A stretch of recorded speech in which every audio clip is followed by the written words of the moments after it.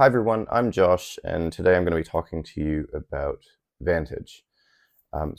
Vantage is a sandbox sort of exploration adventure game.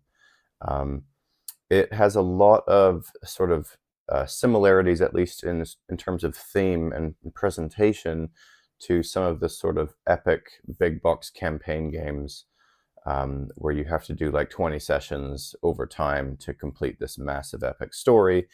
There are some pretty major differences here, though. For example, this is a sort of a one-shot kind of game, more akin to like your sort of modern Euros, where you will reset everything every game that you play. There's no continuation of the story. You won't build out your characters or anything like that. It's very unique. I've never seen it done quite like this before. And it's designed by Jamie Stegmaier, who you'll most likely know from being, I think, the founder of Stonemaier Games. So he designed Scythe, and then a bunch of other really good games. Scythe is probably the one he's known for the most. Also Tapestry, and then a few others as well. When I played this the first time, I went, wow, this is the same guy who designed Scythe and Tapestry. That is mind-boggling to me. It's such a different game than anything that I've seen him design, and it, yeah, it's pretty cool. So how the gameplay for this works is every game, like I say, you're going to you're going to start out the same way, and every game you're going to fully have a reset box here. So what you're going to do is you're going to take this book of Vantages, and then all you really have to do is you read this card on the back of the book of Vantages. And what that's going to get you to do is, and I'll try to avoid too many spoilers. So like this is how every game starts. And I will show some of the early cards just as an example. So if you want no spoilers at all, then probably don't come here. But it's hard to spoil this game because I'm going to do some stuff and some setup, and then you might never ever see the exact cards that I'll pull out because it's fully randomized every time. So I'm going to show you an example of how this works now. So not those dice. So the first thing you're going to do is roll these skill dice. Now these skill dice represent the skills that are in here, and there's a lot of, and actually you can see on the box here, you can see that the skills are actually sort of named. They're all given they all have a bit of a theme to them. So I've rolled these two. Well, actually, I'll just roll one. So let's just say I rolled this one, and then I have been told I need to take out character 1435. This was my way of effectively choosing who my character is. So now I am Jules, the captain. And then I gain a different skill for it as well. And I gain its when placed benefit, which is I get 2 of what are called boost cubes. And that's great. And now I'm going to set my trackers, which I've already done, to 4. You can choose to set them between 3 and 6, depending on the level of difficulty. Higher is easier. I would not really recommend setting them to the higher side. I think it results in a less interesting game for reasons that will become clear. So the first player gains 2 skills at random. So again, I need 2 skills. Oh, so this is interesting. So I rolled 2 of these symbols, the look symbol. And now there's a matching mission. And now the thing is that the duplicate missions here, they're the harder ones. So if you don't want to do a harder mission, you can choose to re-roll. I am going to re-roll because I think the harder ones are also a bit more interesting and more spoilery, so I'm going to not show them. So I'm going to go with the look and the move symbol, which is 1583. So I'm going to gain mission 1583. And now I've played this quite a few times, and I don't think I've ever gotten this mission. All right, amass a priceless collection. Cool. So my mission, should I choose to accept it, and that really does apply here, is I want to amass a priceless collection on this planet. So that's interesting, and now everyone's going to go to location 001, which can be found on the back of the Book of Secrets. And also, before I forget, I need to take the 2 matching skills as well, because I'm the first and only player. So this is what everyone does. So everyone's going to end up with a character and then a single mission for the whole team. And I'm going to go to location 001 on the back of the Book of Secrets. So I'm done with this book here. And now this is the Book of Secrets. I'm going to flip that over, and now I'm going to go to 001. So the ship is malfunctioning, and I have seconds to escape. So now everyone is going to gain a different skill again. So I'm going to roll, and then I will gain the Engage skill. And then I'm going to find the matching location, which is 004. So you can see there's a fair bit of randomness to the start of this game. And so the back of this card has just sort of a placeholder thing on it. And that will become clear why they've done that in a bit. But I've got 004. So my escape pod seals tight and ejects me towards the planet in a completely different direction from the others. I gain 2 random skills and crash onto the matching location. So this is a matching start. This is a randomized starting location. And then each of these locations has 5, 10, like around 20 or so other locations that it can branch onto. So there are 6 of these, and then every one of these 6 locations has 20 more locations that are, that you can continue on towards. So that's 120 different places that you could feasibly land when you start this game. So hopefully you can see what I mean, that it's kind of hard to spoil it, because chances are extremely high that you're going to end up in a completely different place anyway. So you might never see what I'm going to be seeing here. So 004, I'm now going to roll 2 dice. Awesome. So I've got a green and a yellow, which is 4, 5, 6. So I'm going to find location 4, 5, 6. Oh, and what I should do first is I should find, so there's a placeholder card in here. Now I'm not sure if this is actually covered in the setup, which is a bit strange, but you should have this placeholder card when you play, which is linked to your captain character. And then what this does is you put it in the location that you are, and then it helps you more easily identify where you are, so you can swap cards in and out easily. Really, really helpful. Love that little helper there. So a ramshackle structure built above and below the natural arch. Looks old enough that it should be deserted, but you can see movement near the water. Very, very cool. So I'm going to put that on here, and now you can see why the backs of your starting card are like a placeholder. They cover up the other side. So these cards are double-sided, and so there's like hundreds of these, and they all have 2 sides, which I guess is mostly just a way to save space, or be a bit more efficient. But that means that I can't see what's on the other side, and nobody else at the table can see what's on the other side. So it's less spoilery, which is great. So now that I've done this, I have essentially, oh, and I need to take those skills as well. Yes, you get, actually, wait, do I get those skills? Yes, I do. So you also get those skills, of course. So now what it says is, oh, I might have taken an extra, oh yes, right, of course. By the time you get to here, each player should have 2 skills. The first player has 4, but then once you actually land, the first player will have 6, and everyone else will have 4 skills. So I have now started playing the game. This is the setup effectively complete. So I can now put the Book of Secrets away over there and not worry too much about it until I need to. So what do you actually do in Vantage? Well, what you're going to do is most cards in the game will have these little symbols on them. So these symbols here, in any number of the 6 sort of skills, I guess. Yeah, I guess they're skills. Um, and what you can do is at any point in the game, like for your turn, you can just say, I want to do one of these symbols on any card that I have available to me. So there are 4 of them on the mission. I've got 3 of them on my character. Do not forget about these ones. They are usually pretty helpful to start with.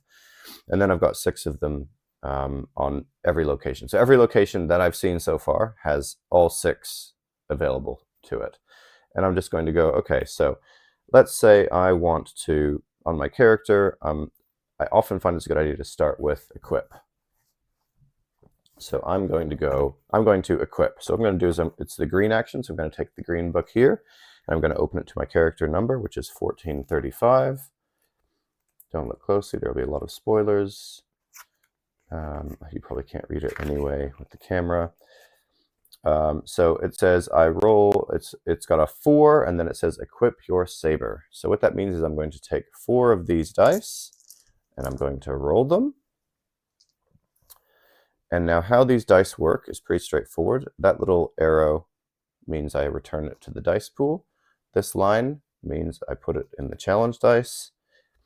And then the hearts mean that I take damage. Now, if I had somewhere on my cards in front of me that I could put a heart, then I would put the heart on them, and I would avoid that damage, but I don't. So I have to take 2 damage, which is a pretty brutal way to start, honestly. But because you succeed at every action that you take, I'm going to equip my saber. So I gain item 1299. So what I do is I just simply find 1299, and I gain it. I can put that wherever I want in my grid, and that is my saber. So that's awesome.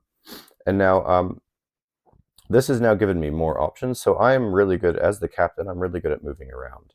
I've got lots of boxes on my cards that let me place dice on them when those dice are associated with the blue action, with move. So whenever I perform a move, if I roll a negative result, let's say I roll a star and I don't want to lose a morale, then I can put that star on here. And then when I do that, I will also take a cube and put it on the saber. And then when I have 2 or more cubes on the saber, I can remove 2 of them to gain either a move skill, one of these, or my first personal objective, which will give me more things that I could look at doing. How the cards in front of you work is as you explore the world and you do the actions on the cards, you're going to gain more cards in your what's called your grid, which is this sort of 3x3 set of 9 cards that you have in front of you, and your character card is always in the middle. You'll gain more and more cards, interesting items, effects, allies. There's all sorts of things. Like you can see, there is a ton of cards in this game, and they're all different as far as I know. So as you progress, you get more options, more places to place your dice. So you get better at doing things without taking too much damage or morale or time loss. And you're going to go and kind of explore this world. The one other thing that I'll show is what these cards have on them. All location cards have this little compass on them, and this compass, that's how you move around this world. So with these cards, you're always facing north, which is kind of a thing to make the game work. I'm not sure how it would work if you weren't always facing north. That sounds enormously complex. So you're always facing north. So what you see here is your Vantage. Ooh, the name of the game. So this is the thing that you can see in this location. And if I want to move north, I would have to go to card 457. Similarly, there are also asterisks on these compasses. And what the asterisk means is that I have to actually look at the number of the card I'm on, and I have to go to the depart book. So let's say I actually want to go east, which has an asterisk on it. So what I'm going to do is I'm going to go to 456 in the depart book, because that asterisk means I need to use the book. And I'm going to say I want to go east. So there's an entry here for 456 east. And it says, oof, roll 6 dice. Now, once you've chosen to do an action, you have to do the action. I'm just going to put that back because that was not legit. So I'm going to roll 6 dice. That is absolutely brutal. Wow, that is an incredible roll. So I rolled 4 of the lines, which means those don't do anything bad to me. So that's awesome. I have this star here. Now I can put the star there because this is a move action I just took, and I will get a cube in my boost cube. So boost cubes are always the ones on your character. And now I don't want to take a time damage, so I'm going to put the time one there, and I'm going to take a cube and put it on my saber because that's the effect that spot has. So I just did a really challenging action and moved east, and did not end up actually taking any damage or anything negative happening to me as a result. So that's great. So when I go east, I climb east up the sea-kissed cliff into the city. And if you look at the card, you can actually see on the right of that card, towards the east, you can actually see the cliff. So that's cool. If I'd been paying attention, I might have noticed that cliff and gone, oh, that might be difficult to climb. This might be a tricky action to take. And now I'm not going to read all the flavor text. I want to avoid spoiling too much. So go to 762 and gain 1 morale. So that's cool. I gain a morale. I'd love a health, but that's fine. So I'll go to 762. So what that means, I'm going to put my location that I'm in back here, and I'm going to find 762. There is a lot of rifling through this book. Sorry, this box for cards. So 762. Cool. That's a much more peaceful looking spot, isn't it? That's very lovely. And then there's a sentient there, and then there's also an icon there. So as you explore, you'll find these little icons around. This little purple icon here is one of them. And these will just have various effects. So some cards will have certain effects only if you are in a location that has that icon, or if you have that icon on an item on you, or things like that. So there's a bunch of things like that in the game as well. Oops, I didn't put my actual character in there. So that was 762. So I have now successfully explored and moved around in this world. Yay, that's awesome. And now from here, I can go to 4 other directions. Not every card will have all 4 directions as options. Sometimes they will be blocked off. Generally, you can kind of get a sense for what might be required when you move around. Like, I suspect if I wanted to go west, I might need to climb down the cliff, but that is not obvious on this card, so it's not always obvious. And then once you're on locations, of course, you can do all the things in the location. Now, the rule, a kind of a strange rule, but worked once you get your head around it, is you can only take 1 action on a location per visit to that location, unless you take an action and then it tells you you can continue, in which case you can go and then take another action from that location. So locations are kind of like a single-use place. You choose one thing to do, and then you move on, which is a bit strange, but does help increase sort of the variety, I guess, in the game, because you go to a location and you go, oh, maybe you've seen that location before because you played this game so much, but then you might just go, oh, actually, I'll do a different action this time. So there's still quite a lot of variety. Variety really is the name of this game. There's just so many different things in here. I think Jamie said that something to the effect of 99.9% of the things you can think of are already in this game, which is wild, and we'll get to more on that in a minute. But yeah, so I'm on this location now. I can choose to do things on this location. How that would work is much like how the movement works. Let's say I chose to enlist because I can see a sentient here. I would go to the yellow book, and I would go to 762 in the yellow book. And I'm actually going to say, actually, I'll just go there. So 762. And the enlist action. Enlist the sentient to join you. Cool. So that's great. I'm going to actually use a skill because it costs me 2 dice. And I'm only going to roll 1 dice because that's how the skills work. So when you use a skill, you can effectively lower the number of dice that you have to roll. So I'll roll that, and then that's a star. Oh, lucky me, I have a place for a star there. And it's happy to join me, but only if I exit the city to the west or the south. So now, and this is interesting. So I'm saying, yep, I will exit the city to the west or the south, so I can gain the sentient 1328. So what I'm going to do is I'm going to gain 1328. And I now have this sentient. So that's fun. I've got a little helper along with me now, and I can learn from them, I can flirt with them, I can swindle them, or I can duel them. So that's cool. Now, this is what's interesting. So it said only if you exit the city to the west or the south. How is that tracked? It's not. But now I just need to exit the city to the west or the south, I guess, because I've agreed with the sentient. But there's no like specific strict rules enforcement or anything that's happening. There's no real obvious text to say on this thing, you must exit to the west or the south. I just have to remember now, oh yeah, no, I've agreed to exit to the west or the south, so I guess I have to do that. Um, this ties nicely into one of the things that I actually like the most about this game, but one of the things that would probably annoy a lot of people about this game, which is the universal rule of thematic fun.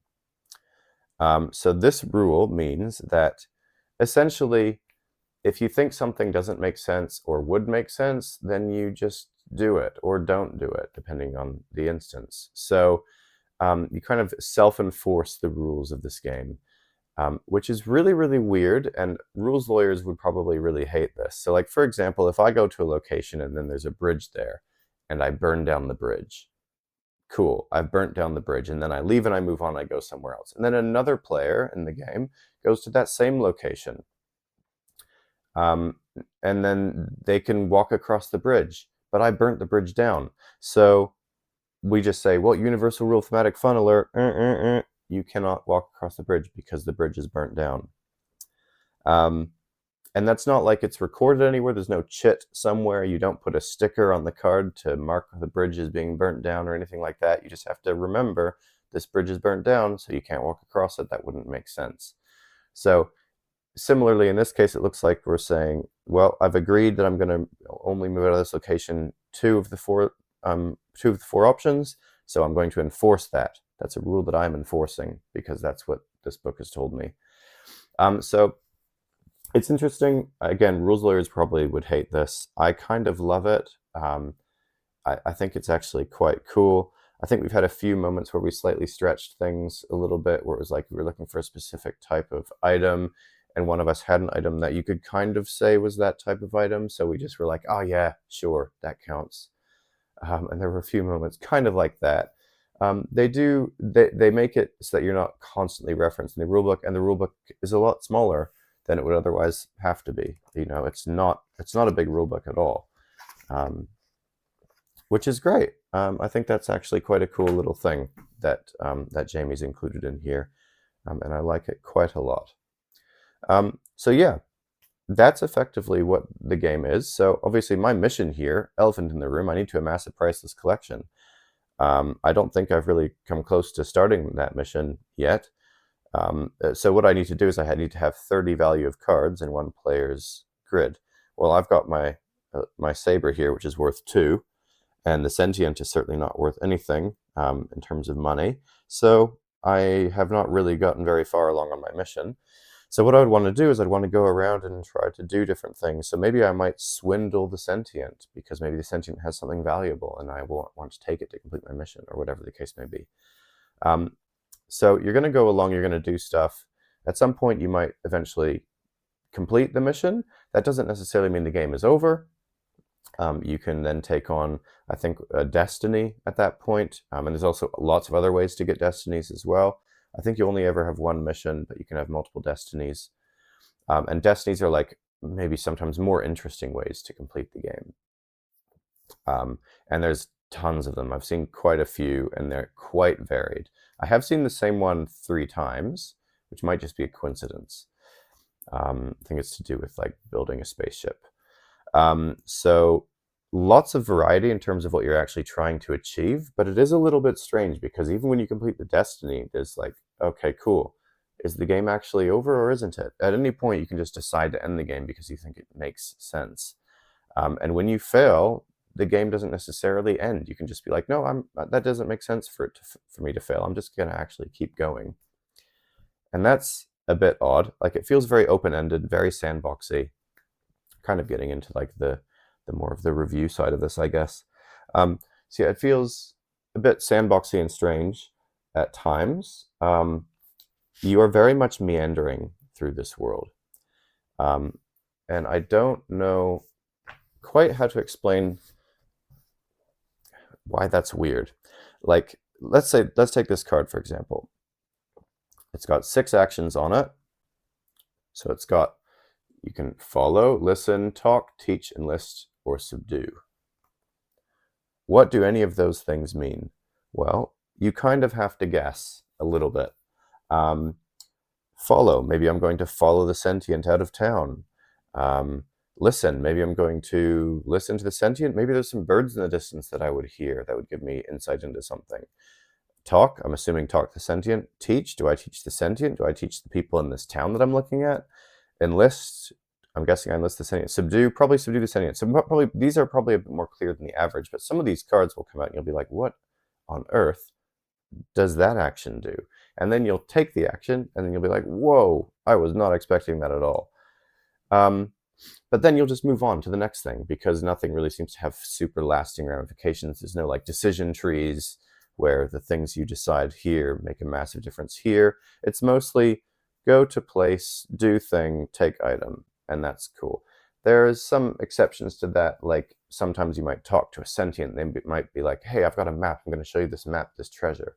And then you'll open this book of Vantages, which I will very briefly show like, okay, cool. It's like got a bunch of maps inside of it and all sorts of other different things. It might actually have some sort of viewports like these cards that are a lot bigger and more, there's a lot more to them. A lot of variety in that book. And then you might look at that map or whatever they've shown you and go, okay, cool, I can see where I am here. And he said that there's this dragon egg here off in this mountain, so I need to go and find the dragon egg. So I'm going to make my way through the world and find the dragon egg. And then you find it and you're like, cool, I found the dragon egg, I now have an item. You know, it's not like, the thing with epic story games is you feel a real narrative coherence and a connection to the story, and you get lost in that world and those characters. Here, you just kind of go around and pick up stuff, which is fun, but it doesn't grip you in the same way. So in a sense, what makes this game really unique is that it is that sort of one and done. You open up the box, you play the game, you put everything back in the box, and it's reset for next time. There's no continuation. This game, with the way that it works and its flavor and its theme, would not work if it was a long-lasting campaign game, because you would sit down and you'd play through 3 to 4 sessions of it and you'd be like, I'm just going around picking up stuff. But in the context of what it is, it works really, really well. It's really hard to describe the way that it makes you feel. You're just sitting down, you're going around, you're looking at cool stuff. It's kind of like I'm in this toy shop and there's all these like surface level toys and they're really, really cool. And I'm enjoying being in this toy shop and it's really stimulating. And that's what this game feels like. It's very stimulating.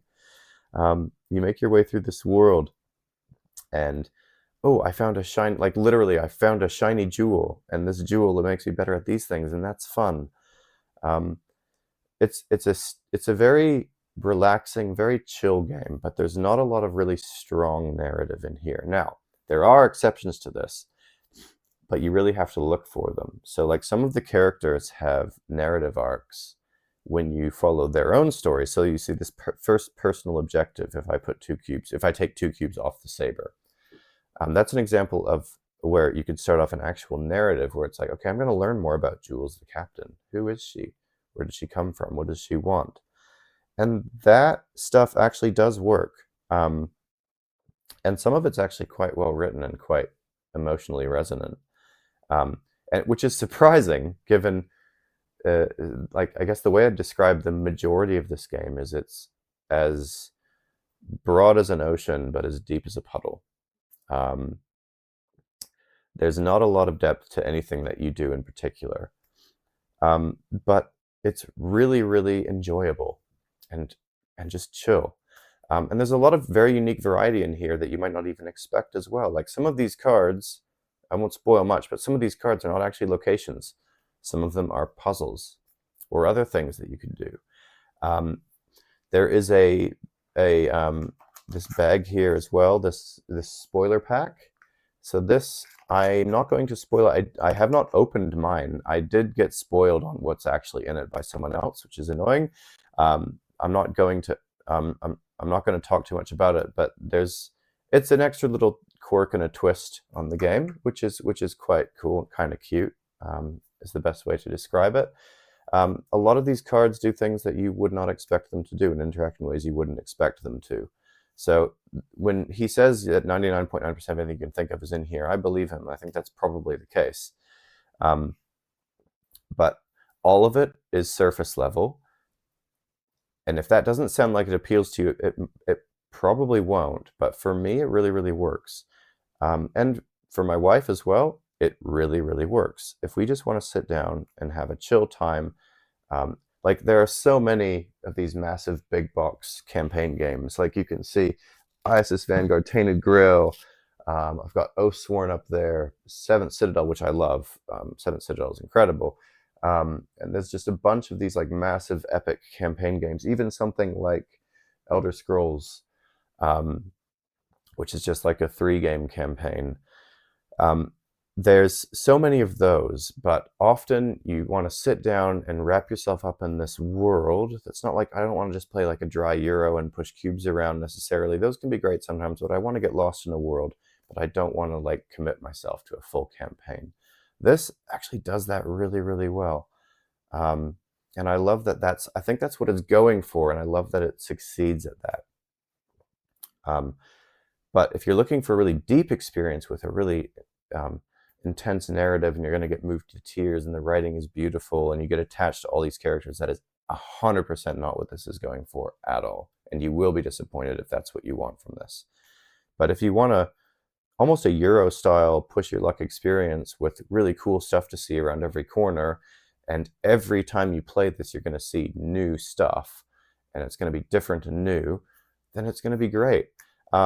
Has a lot of comparisons to some of those sort of open world games. I think this has been compared a lot to sort of Breath of the Wild, and I can fully see that.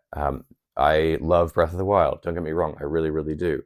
A lot of Breath of the Wild is you go around and you see cool stuff, and it doesn't necessarily stick with you.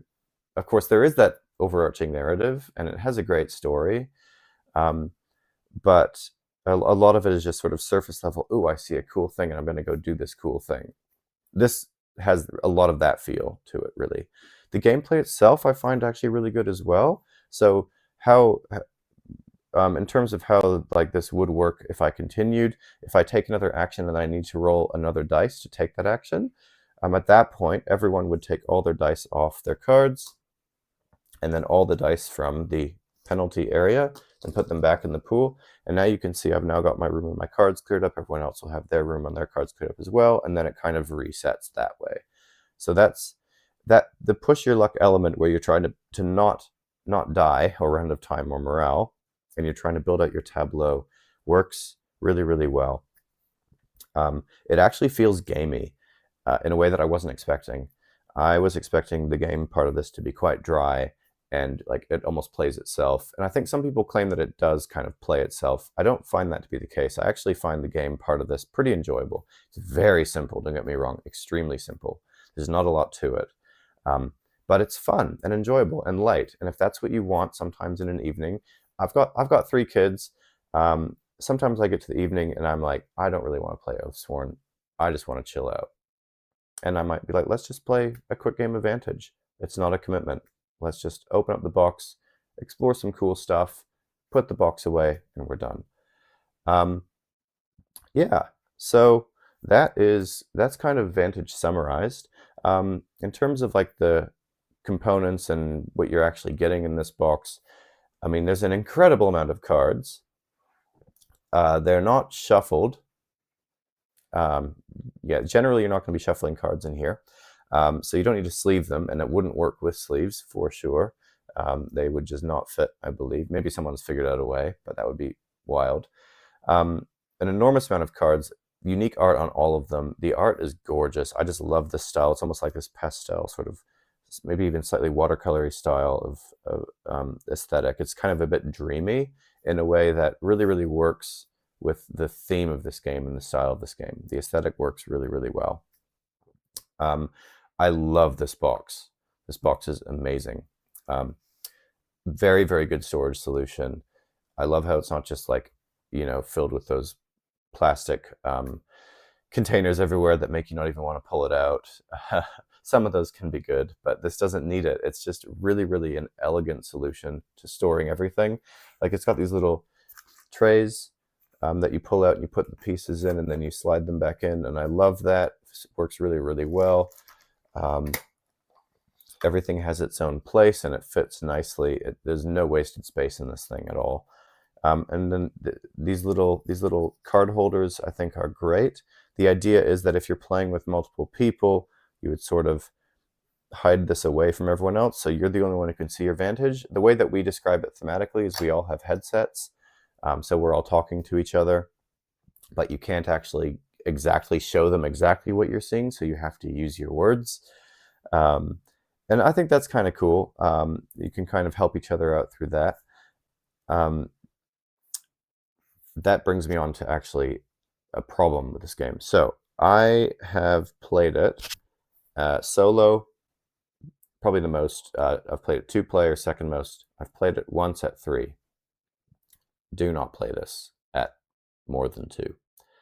This game is bad at 3 or more players. It really, really is. It is a slog. They shouldn't have even listed it on the box, to be honest. It's really, really bad at 3 or more.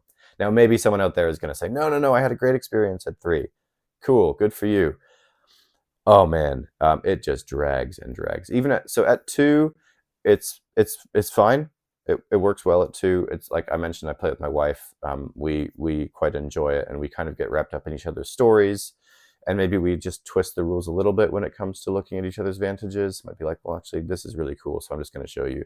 And we do little things like that, and it works pretty well at 2. You're not waiting for too long. At 3, right away, oh man, you're just waiting for ages, and nobody else's story matters to you because you're at that point where you can't pay attention to everything going on, and you don't want to, and you're just like, I just want to do the stuff that I want to do. Can you please hurry up and finish your turn so I can get to my little story that's happening in isolation?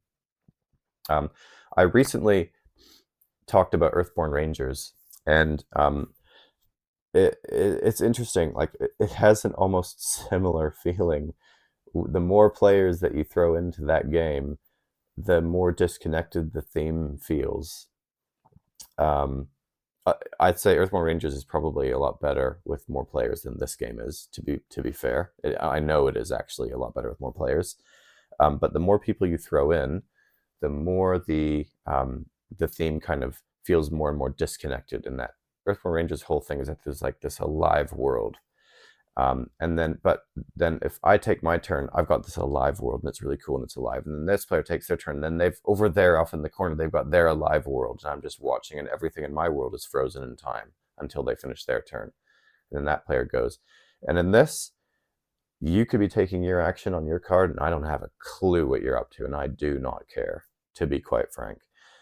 Every now and then, they'll be like, oh, I just rolled a star. Does anyone else have a place for a star? And you'll go, oh yeah, I've got a place for a star. Go ahead, put a star on there. And that's the extent of the interaction, basically. Or they might be like, I've got to do this really, really intense blue action. Can you get rid of some of your blue skills to lower my dice? And you'll be like, oh yeah, sure, I'll throw some blue skills in there. And I'm like, I just threw some blue skills your way. What were you doing? What was your blue action? I don't even know what it was. At 2 players, there's a bit more to it. They're like, oh, I've got to traverse up this cliff. Can you get rid of some blue skills? And I'll be like, yes, I'm going to get rid of some blue skills. And thematically, it's like I'm telling them how to climb this cliff over their headset. I'm like reminding them how to do things, how to belay, whatever the case may be. Yeah, 3 or more, absolutely not. Hot mess, in my humble opinion. Really, really solid solo. I really enjoy it solo. It's just really relaxing and chill. Not going to be generally my first pick solo, but I think it's probably best as a solo game. So when I play this, I'm generally going to play this at 2, because if I'm playing solo, I'm going to be playing something with a little bit more meat on its bones typically, or I'm not going to be playing a board game at all. If I'm going to be playing this, it's usually because it's the end of a rough day, or I'm just tired and don't feel like anything more complex, but I want to get a good story, like I mentioned, or not a good story, a good sort of explore, chilly sort of vibe. And I'll play with my wife. I won't typically just pick this up and play solo. I have a few times, but I don't think I would do that again. But I will definitely be playing this more with my wife. We enjoy playing it together quite a bit. we get lost in the sort of the world and the discovery and all the cool things you can see. But yeah, um, there is so yeah, this in terms of the books and everything, there's a lot of flicking through books to find things. There is an app on your phone that you can get that I would highly recommend. It's like, it essentially just is a digital version of these books. It's usually what we actually use. We don't typically use the physical books. We use the Book of Vantages and the Book of Secrets, but we don't typically use these physical books here. We will use the app because it's just a lot faster and easier, and then we can both have it, and it just makes it a lot better. But I love the fact that you don't need an app. Having said that, there is one extra. So I will give one more example of a cool thing this game did that I thought was kind of neat. So I went to this place and I found a tower, and then I inspected the tower, something to that effect. And it was like, other adventurers have left messages here for you. Here's a website. I was like, what? Okay. So we went to this website, and it was essentially this place where people can leave little clues for you.